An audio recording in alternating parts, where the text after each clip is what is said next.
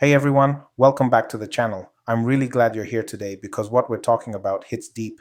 It speaks to the very heart of how we live in this country, what we expect our government to be, and what we're willing to tolerate. If you're watching from anywhere in Nigeria, Lagos, Kano, Port Harcourt, Enugu, this matters to you. If you're abroad and still holding Nigeria in your heart, this also matters. So let's dive in. Yesterday in Abuja, the capital of Nigeria, something happened that should make every Nigerian pause for a moment. At a magistrate court in Kuje, a lawyer by the name of Aloy Ejimakor, the counsel for the detained leader of indigenous people of Biafra, IPOB, Nnamdi Kanu, alongside Emmanuel Kanu, aka Fine Boy, the younger brother of Nnamdi Kanu, and 10 others were remanded in custody. They were arrested in the context of the hashtag Free Nnamdi Kanu Now protest in Abuja, which saw people take to the streets calling for Nnamdi Kanu's unconditional release. Now you might ask, why should this matter to me? I'm just trying to put food on the table. That's exactly why it matters. This isn't just about one man, one protest, one legal case. It's about you, your voice, your right to say enough is enough in this country. It is about how the state deals with dissent, how power and the courts and the security agencies interact, and whether in 2025 we really believe we have a democracy or we're just going through the motions. Here's what happened in detail. The protest, which started on October 20th, 2025 in parts of the Federal Capital Territory, was organized over the continued detention of Nnamdi Kanu, held since 2021, facing terrorism and treason charges. Premium Times Nigeria, +1. The police say the group defied a court order, moved into restricted zones like Shehu Shagari Way, disrupted the free flow of traffic, chanted war songs, and engaged in what they call breach of public peace. The court then remanded the protesters, including the lawyer and the brother of Kanu, into Kuje Correctional Center. But let's pause. When a lawyer is remanded for participating in a public protest, when the state arrests someone's younger brother, when chants for freedom turn into war songs in the police report, it raises big questions. Big questions about whether all voices in this country actually count. Big questions about what the powers that be define as a peaceful protest. Big questions about fairness, justice, equal application of the law. In Nigeria today, what are the national issues this touches on? Let me list them. 1. The right to dissent. We often say freedom of speech, right to assemble, freedom to protest. But what happens in practice when folks actually use these rights? The anecdotes are countless. You protest bad governance and suddenly you're a criminal. You raise your voice and you're labeled troublemaker. The very thing that makes a democracy alive is when citizens feel safe to express frustration. If you're scared to speak, then the country met the definition of democracy but lost its soul. 2. Marginalization and power imbalance. The Kanu IPOB issue taps into long-standing grievances in the southeast region of Nigeria, the feeling of being left behind, not just economically, but in the national conversation, in recognition, in trust. The protests, the arrests, the trial, they are part of that larger narrative.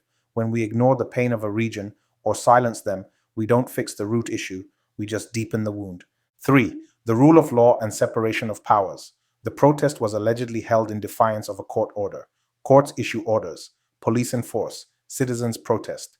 One step removed from this is the question: is the judiciary independent? Are the security agencies restrained? Does the government listen to all sides or just its own? Because if we end up with courts and police doing the bidding of the powerful, then we have not democracy, we have majoritarian rule, or worse. 4. Youth, hope, and frustration. So many young Nigerians see no future. Unemployment high, infrastructure broken, governance questionable. Then you see a lawyer and a brother being arrested for a protest you might see as justified. You feel small. You ask, what's my place? Am I even part of this country? The moment we stop believing we belong, the moment we stop believing we have agency, that's when the system wins. Now, real-world consequences. When you're remanded in prison, you lose freedom. For the brother, the lawyer, the other 10, families are disrupted, legal costs rise, perception of justice takes a hit. For society, when such arrests happen, future protests might be stifled, voices silenced, hope dwindles. If one day you wake up and find that speaking for your rights is dangerous, then what kind of country are we? So how do we turn this moment from despair into hope? How do we wake up collective consciousness and push ourselves to action? I want to suggest some practical solutions. Yes, real ones you can think about. Firstly, civic education. We must teach ourselves, not just in school, but in our homes and communities, what rights we have, what responsibilities we carry. If you protest, do it lawfully and effectively. Know what you're fighting for, what you can ask, and how to avoid handing ammunition to forces that would like to paint you criminal. Secondly, dialogue and inclusion. The government, the regions, communities, they need to talk, listen. If people feel unheard, they will raise their voices louder. We need forums where voices from the southeast, north, southwest, middle belt all feel included. When you feel part of the conversation, you feel less alienated. Thirdly, strengthen institutions. Courts, police, legislative arms need to be strong, independent, accountable. As citizens, demand transparency. When a lawyer is remanded, ask, what was the process? Was bail fair? Was representation given? Oversight matters. If we let institutions weaken, we invite abuse. Fourthly, youth involvement. You game, you scroll social media, you hang out with friends. Good. But add one more thing: community activism. Volunteer, join civic groups, stay informed, attend town hall meetings. When you're part of the change, you're no longer the spectator. Fifth, use your vote. Yes, elections matter, but not just on election day. Follow up on your representative. Hold them accountable. Whether you're in Lagos or Gombe, your voice in 2026 or 2027 counts. They work for you, you don't work for them. Friends, the moment we're in is urgent. It's not enough to sigh and go back to the football match. Every time someone is remanded, every time a protest is cracked down on, every time a region feels sidelined, that's a crack in the foundation of what we promised ourselves when we said, one Nigeria. We must wake up.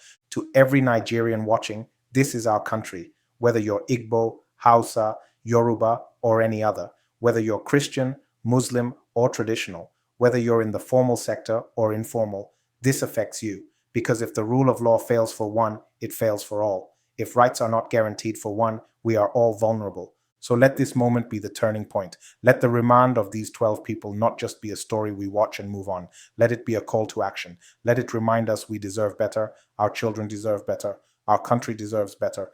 If you agree, if your heart is stirred, I want you to do something. Like this video, share it with your friends, drop a comment below. Tell me what you think, what you feel, what you want to see change. Your voice matters. In that comment section, let's have a real conversation. Let's not just scroll and forget. Let's build momentum. And if you haven't already, subscribe to the channel, because we'll keep bringing you the bold, the truth-centered stories that others may shy away from. Hit that bell notification so you'll know when we upload again. Thank you for tuning in. Stand firm, stay informed, act boldly. Nigeria is not finished. We're still writing the story together, and I believe in us. See you next time.